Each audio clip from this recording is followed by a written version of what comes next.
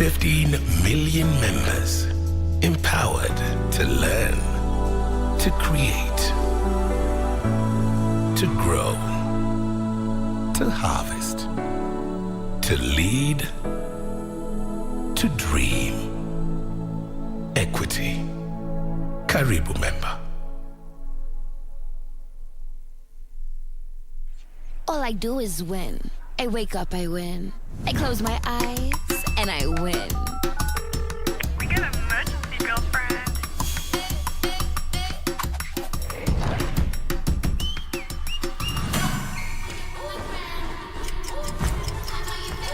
Keep up with me, come on, let's go. I love my curves and the skin I'm in. Switch it up, take it up again. Come on, let's go. Keep winning till the world stops spinning. Independent women, come on, now let's get it. I'ma keep winning till the world stops.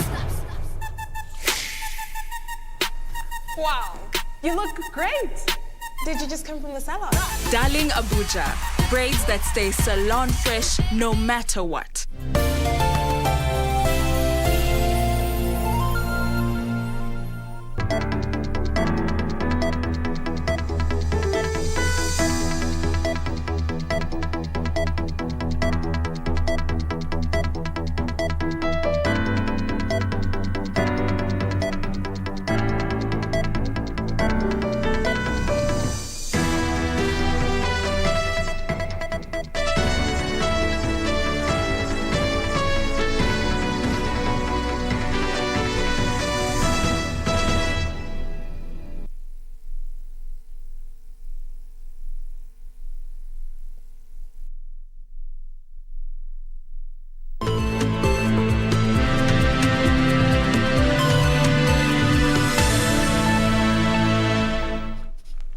Good afternoon. Thank you for creating time for us, and happy Father's Day to every dad. You're just in time for the Lunchtime News. This is KBC. My name is Irene Mchuma Odim. On sign language interpretation, we have Anne Wangeshi. Now, we begin on a political note. The Deputy President, William Ruto, is leading the Kenya Kwanza Brigade here in the capital. Earlier on, they were at Roysambu area in the county of Nairobi, and my colleague Kevin Washira is with the brigade. Let's listen in to what's happened earlier on. Nataka nikushukuru sana. Imekuwa muda sijafika hapa kanisani, but I am truly happy ya kwamba nimefika hapa kanisani siku ya leo, na tutazidi na kutembea pamoja na nyinyi. Msikuwe na wasiwasi. Hata ile shamba yenu mlikuwa na matatizo hapo, mimi nataka niwahakikishie Bishop, hiyo shamba mtapata.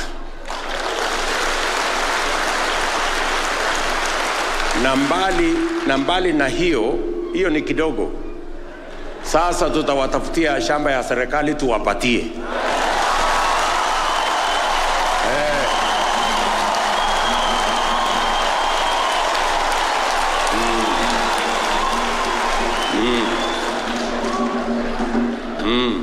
Ndio tumesema ya kwamba katika nafasi ya uongozi yetu, neno la Mungu, kanisa la Mungu, dini itaheshimika katika taifa letu la Kenya.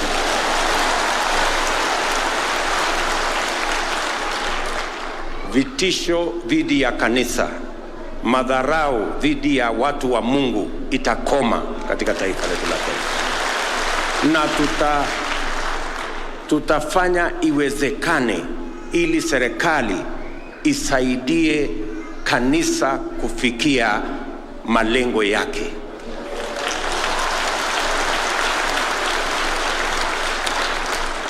We are committed to ensuring that Kenya not only becomes a God-fearing nation, but also Kenya, the government of Kenya, supports the church and religious institutions because they are partners of the state and they serve the people of Kenya. So, Pastor Mwai,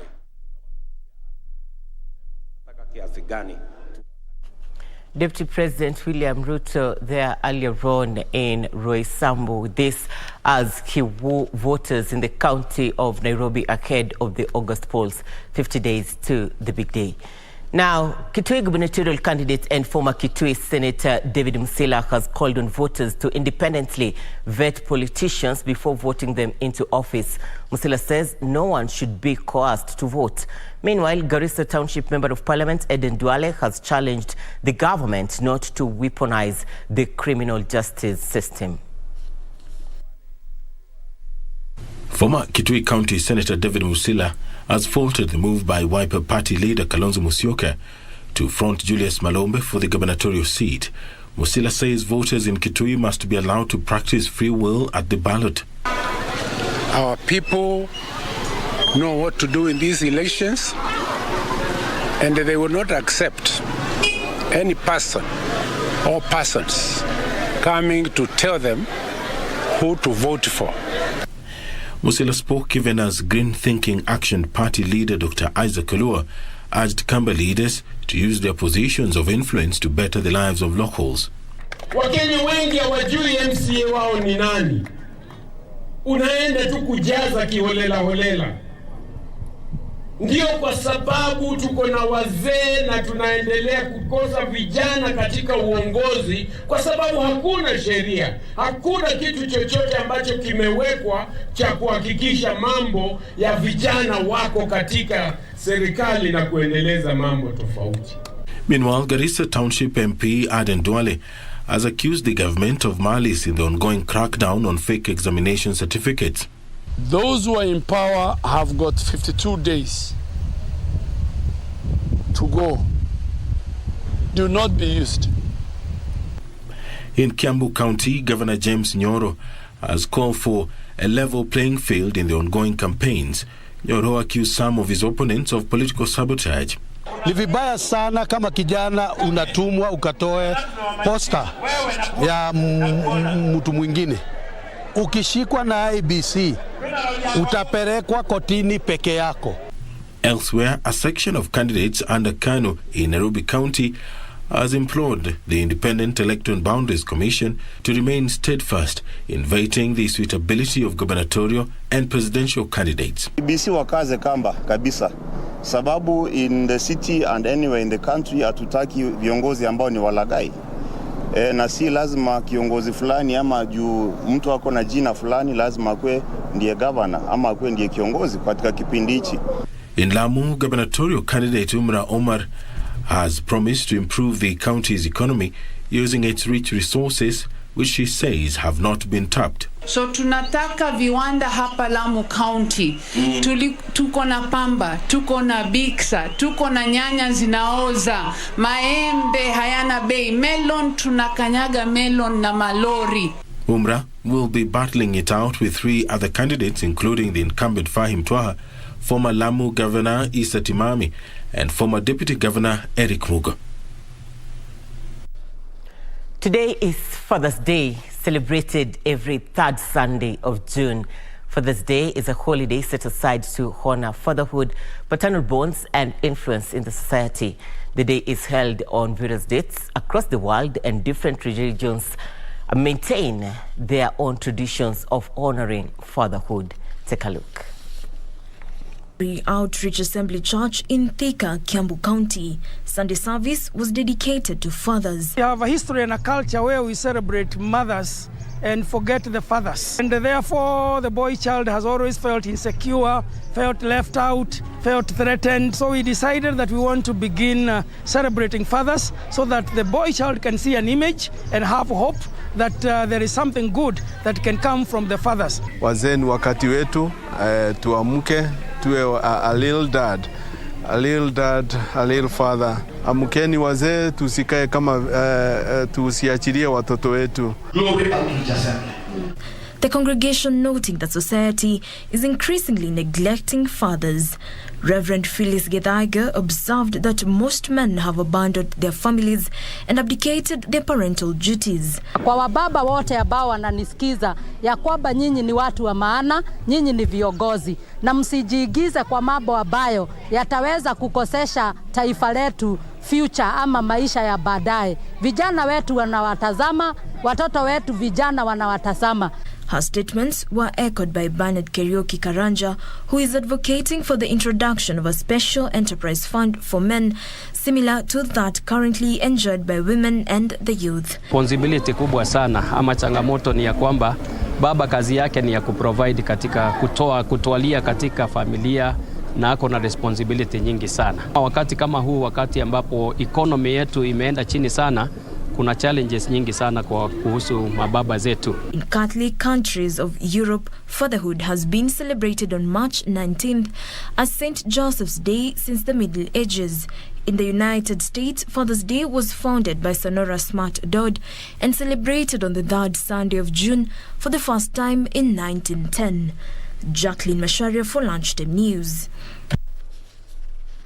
An 83-year-old man from Isongo village in Butula constituency, Busia County, is seeking justice after his 63-year-old son allegedly chased him away and sold his land without his consent. Charles Ongale has now been forced to rent a house in Busia town following what he terms as forceful eviction from his home. As fathers around the world celebrate Father's Day, one man in Butula constituency, Busia County, is crestfallen. Charles Ongale says he's currently homeless after his last-born son, Justus Ongale, sold his only parcel of land. Huyo kijana ni tamaa, aliuza shamba pamoja na nyumba. Mwenye kununua niambia nunua milioni 7. Na nyumba peke yake ni ya milioni 10. Hiyo milioni 7. Shamba ni eka 2.5. Ongale says he's now living in fear. Machambazi ambao waliletwa na kijana yangu mchana saa 5. Waliingia nikiwa kwa nyumba, wakaanza kunitwanga, wakanikunja akaniweka kwa kunia. Vijana zaidi ya 10. Wawili walikuwa na bunduki na wengine walikuwa na makamba, makunia, marungu. Together with his daughter, Ongala has reached out to authorities to intervene. Ndugu yangu ataka hata paka saizi anasema akituona tutaona. Hata saizi tuko hatarini. Tunaogopa ni akijua tuko hapa atakuja kutuletea kuvamizi. Ile ningeomba serikali nisaidie tuweze kumrudisha huyu mzee na watoto mayatima pale. When reached for comment, Justice Ongale said the matter is in court. Elvis Otieno reporting for Lunchtime News. The Ministry of Education has elevated Osen Girls High School in Baringo County to national status following an impressive performance in the 2021 Kenya Certificate of Secondary Education examination. Following the upgrade, the national government is expected to expand learning infrastructure at the institution. Osen Girls High School in Baringo County is celebrating its elevated status to a national institution. During a Thanksgiving ceremony at the school, the Director General of Secondary Education in the Ministry of Education, Paul Kibet, lauded the school's administration, saying that the government will improve the infrastructure to suit its new status. The County Education Board, Baringo, recommended the elevation of your school to national status. This is therefore to inform you that Osen Girls has been upgraded to Girls National School for Baringo County after the request of the County Education Board was approved. Under the alumni, Kibet said the government upgraded the school after it progressively performed well, scoring a mean of 7.6 from 5.6 in 2020. National school is a gift to be embraced. There are some places that took long to accept, but I'm happy that for you... Baringo County Governor Stanley Kiptis thanked the national government for elevating the school, saying it will help improve education standard in the region. pia nishukuru kwamba kushikana mkono kwa wazazi, walimu, wanafunzi, mpaka ule jamaa yangu naita the doctor of food, hunger and stomach defense. Si huko ule jamaa kuku ile anatupatia chakula kule jikoni, mimi napitia salute. Kwa sababu bila hawa shule ile haingefika mahali imefika.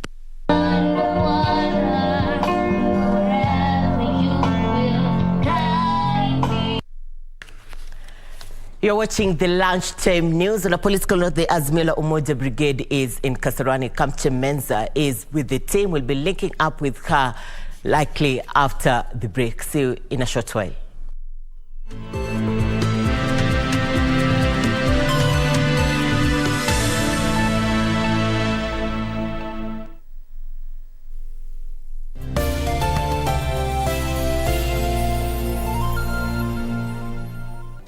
Do you have a news story to share with KBC? Get in touch swiftly on email news@kbc.co.ke or call 0723-892-654 or 0734-780-124. Differently. I got to get the note taker through a well-wisher. That is one of our institutions, Kenya Society for the Blind. They were donated 2 of them to my institution. Nimefikiria mambo ya kwenda shule na wenye sijapata mwenye anaweza kunisupport upande wa shule. Ningependa niende shule ya blind pia mimi nijifunze kama wengine. We're differently abled, differently.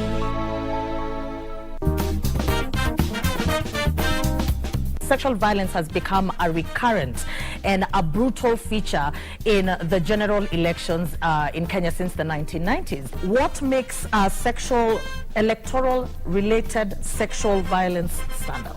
A lot of insecurity around the electoral period. So there is opportunistic, for example, rape. So when I opened the gate is when I realized that he had bad intentions. And so he came in, we had a fight, he violated me. Person really wrestles alone. And because of stigma, then there is the idea of you die in silence. If all these organizations and governments were doing their work, or rather things are in place, elections, there'll be no issue about sexual violence around elections.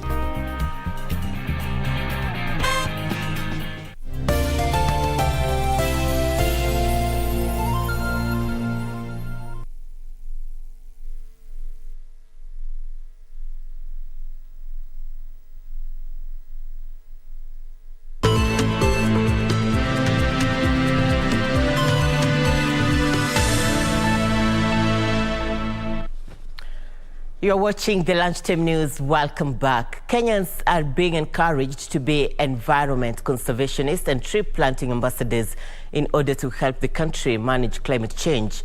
The call was made during a tree planting exercise at Tinganga HGM Secondary School in Kiambu County to mark 70 years since the establishment of Sasini PLC company. According to environmentalists, continuous tree planting will lead to increased tree cover, which will in turn restore normal rain patterns for the benefit of agriculture. Tree planting is one of the initiatives Sasini is undertaking to reduce environment destruction, which has affected the production of tea and coffee. We cannot be able to do much when we experience dry conditions, because even the rivers where we rely on irrigation, they don't have water. So climate change has been an issue, and this should be addressed. Kuzuia athari ya kivungulio, yani GHG, greenhouse effect. Na pia kuna shida nyingine kutokana na hayo, tumeona mabadiliko ya tabia nchi, climate change. Na ndio maana tunasema tusipochukua hatua kwa sasa, hatutaweza kurekebisha na kudhibiti hali mbaya ambayo inaleta mabadiliko ya mazingira na hali ya hewa.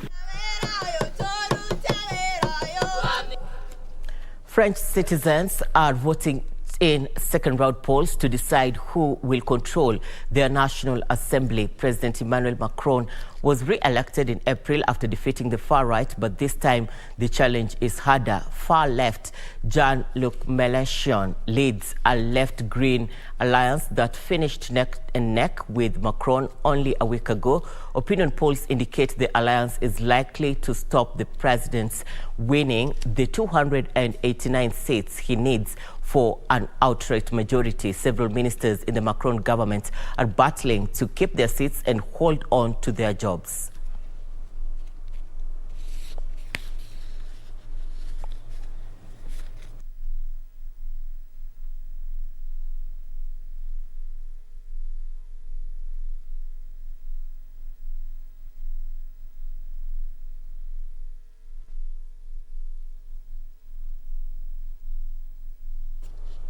Now, the Azimio la Umoja is pitching camp in Kasarani, the county of Nairobi, 50 days to the next general election. This as they woo voters as they expect to win the top seat come August elections. My colleague Kamche Menza is on standby in Kasarani. Kamche, good afternoon.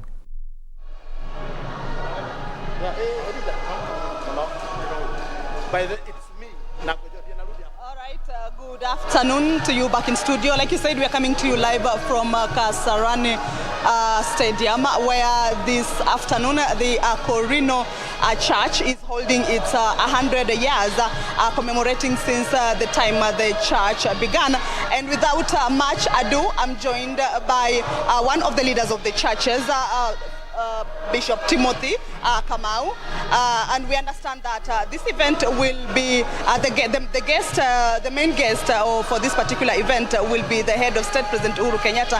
He has been invited to this particular event, and actually what is happening right now in the auditorium is just presentations from different groups of this particular church. As I said, without further much ado, let me bring on board Father Timothy Kamau to actually expound to us what exactly this event is about and what they expect going forward. Karibu sana. Maybe to start us off, we understand that you are marking 100 days since the church began. Not 100 years. It's our Centennial Yes. All right. Okay, thank you, my viewer, all our viewers. My name is Reverend Bishop Timothy Kamau, and born again Christian. I'm the director of program in this organization that has made this day to be. We call ourselves General Conference for Akono Churches Assembly. And we are so very happy that since 1922 to this far, the Lord has been with us. And that is why we decided to come and congregate here, so that we can tell God thank you, so that we can join other brethren, all according to our brethren. We can bring them together, so that together we can tell God thank you. Our amen to reach God, so that they can be happy to know that God is our Ebenezer. 100 years since the church began. What are you celebrating? So now we are, of course, it goes without saying, we are celebrating the victory of the Lord. There have been so many impediments and so many handles on the way, so many challenges, but despite all that, because initially in the early years, 1930s, 40s, 50s, Akolino was a proscribed group, like Mungeki or Maumau or whatever. But we fought our way because we were called by God. One, so that we can be praying for this country, and two, we can snatch our independence from the colonialists. So we were called by God for that particular vocation. And therefore, when we can see that you have gone 100 years, then we have all the reasons to thank God. And if you can see aloud, you can see that this event is so big, it's well arranged. Our guest of honor who graced this event is His Excellency President Uhuru Kenyatta. And actually we were testing his sound right now. And he was on the way coming. I can hear the crowd is lit with his motorcade coming, so that together we can worship God together. And today there are no politics. And mark my word, hakuna siasa leo. Leo ni kuomba na kushukuru Mungu. Yes. Is it only the head of state that will be invited, or the other political leaders that will also be coming? Well, there are a score of political leaders. Of course, you know, when the president is going somewhere, there are those politicians that will Welcome to Menza pitching camp in Kasarani, where she says we're expecting His Excellency President Uhuru Kenyatta to join part of the Azimio team, which will be there this afternoon. Keep it KBC Channel 1. Now, time for Channel 1 Sports News.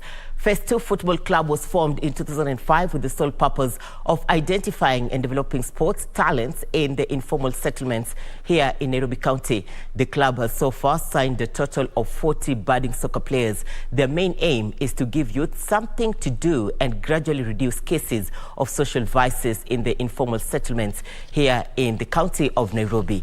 Our reporter Daniel Mwendwa visited the club in Kayole and compiled the following reports. Very early in the morning, ready for their usual training. Phase 2 Football Club players assemble and start their training under the guidance of Coach Isa Mohammed and Captain Jibril Abdul Kadir, who ensure morning warm-ups are undertaken. Tumekuwa tukifanya training kwa mwaka moja na nusu. Hiyo ilikuwa inatutayarisha at least tukue tuna face hizo teams zenye tunaenda kuface kwa ligi. So tukisema enough training, tumekuwa na enough training. So sisi ni wenyewe kujituma kwa kiwanja na tukuja na results. They have set their sights on playing the National Super League and the Kenyan Premier League in the near future. Kwa hii game kwa club hii phase 2 tulianza kitambo tukiwa tu hapo kwa estate kwa tu team ya mtaa. Sasa hii tumekuwa timu kubwa, tuko ligi, tuko sub county, tunaendelea vizuri. The main aim of the club that was formed in 2005 is to gradually eradicate social vices among youths in the informal settlements. The club began with few players, but soon after other promising talents joined the team. Jana wengine wako shule, wengine wamemaliza. So pia tunawatrain na tuwalipi. So inakuwa ni changamoto sana kuwaleta kwa kiwanja.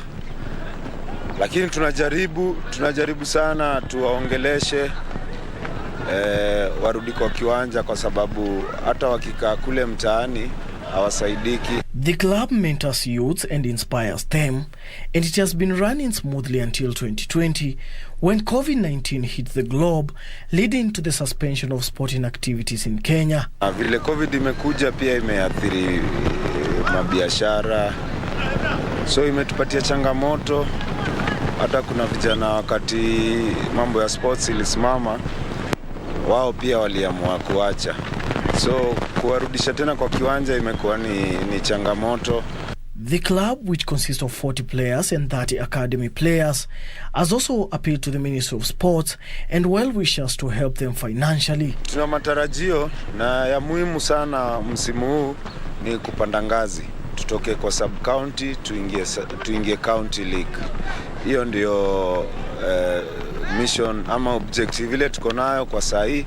Lakini in the long term, tunataka tupande ngazi polepole, majaliwa, tuweze kufika hata Premier League. The club will be in action tomorrow in their sub-county championships. To be trained for the last 3 days kwa mfululizo.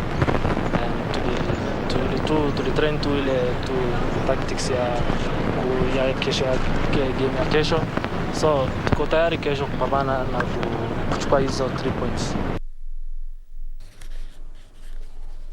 Kenya's Dominic Kondoro won his second Grandma's Marathon title in Duluth, Minnesota after clocking a time of 2 hours, 9 minutes and 34 seconds. Sami Rotich finished second, 33 seconds back, while James Ngandu was third. Elisha Badno, the 4-time Grandma's champion who edged out Ondoro in 2015, was fourth. Meanwhile, Dakota Lindwam became just the 4th woman to ever win consecutive titles at Grandma's Marathon and the first to go back-to-back since 2009. Lindwam completed the event in 2 hours, 25 minutes and 1 second. Sarah Sellers of the United States took the second position, while Susanna Sullivan, also of the US, was third.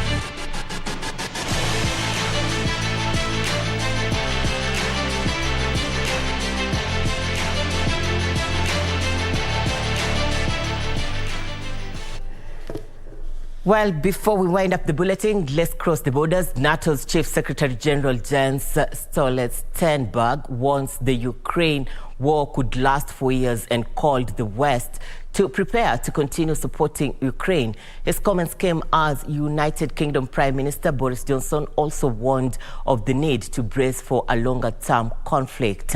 This as Stoltenberg further noted the cost of war were high, but the price of letting Moscow achieve its military goals was even greater. The Western Military Alliance chief said that supplying Ukraine with more modern weapons could increase its chances of being able to liberate the country's eastern Donbas region, much of which is currently under Russian control. For the last few months, Russian and Ukrainian forces have battled for control of territory in the country's east, with Moscow making slow advances in the recent weeks.